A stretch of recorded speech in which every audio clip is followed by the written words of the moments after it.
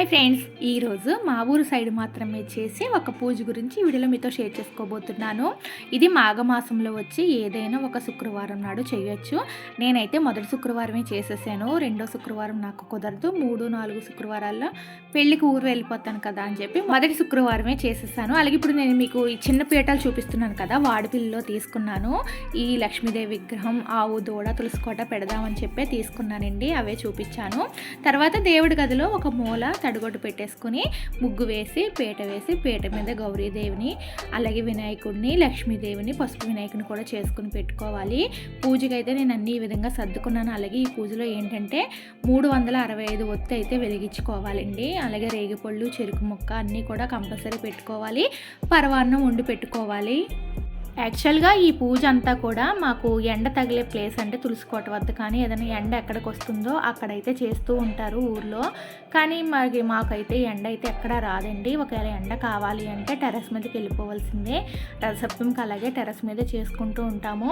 కానీ మరి లక్ష్మీదేవి పూజ కదా, టెర్రస్ మీద ఏంటి చేసుకుంటాంలే అని చెప్పి నేనైతే ఇంట్లోనే చేసేసుకున్నాను. దానికి ప్రత్యామ్నాయంగా కూడా ఇంకొకటి ఆలోచించాను. అదేంటి అనేది కూడా ఈ వీడియోలో మీకు చూపిస్తాను. ఈ పూజని మా ఊరు సైడ్ పెద్ద శుక్రవారం అంటారనమాట. ఈ రోజు ఏంటంటే ఇలా పరవాన్నం వండుకొని కొబ్బరికాయ కొట్టుకొని అమ్మవారి అష్టోత్తరంతో పూజ చేసుకోవాలి.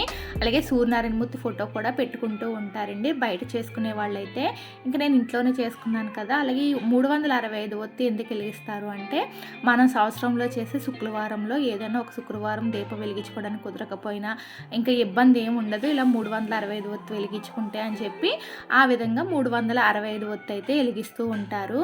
శుక్రవారమే కాదండి, శనివారం అలాగే ఆదివారం కూడా చేస్తూ ఉంటారు. చాలామంది రథసప్తమి అయిన తర్వాత చేస్తారు. నాకు రథసప్తమి అయిన తర్వాత కుదరదు కాబట్టి నేను మొదటి వారం అయితే చేసేసుకున్నాను. ఇంకా పూజ అంతా ఇంట్లో చేసుకున్నాను కాబట్టి దీనికి ప్రత్యామ్నాయంగా ఏం ఆలోచించానంటే, తులసికోట వద్ద మామూలుగా యథావిధిగా దీపం వెలిగించేసుకొని సూర్యనారాయణమూర్తికి విడిగా ఇంకొక దీపం పెట్టి అక్కడ పరవాన్నం నైవేద్యం పెట్టాను. ఇక్కడకు కూడా మాకు ఎండ అయితే ఏమీ రాదండి, అలా పొద్దు కనిపిస్తూ ఉంటుంది అంతే. ఇంకా అలా చూసుకుని దండం పెట్టుకోవడమే. మరి ఏం చేస్తాము, ఇప్పుడు అపార్ట్మెంట్లు కల్చర్ వచ్చేసిన తర్వాత ఎవరికి కూడా ఎండ అయితే సరిగ్గా ఏమీ కనిపించట్లేదు. మనకి పూర్తిగా ఎండ కావాలి అంటే టెర్రస్ మీదకి వెళ్ళిపోవాల్సిందే. నేనైతే ఈ విధంగా ఆలోచన చేశాను.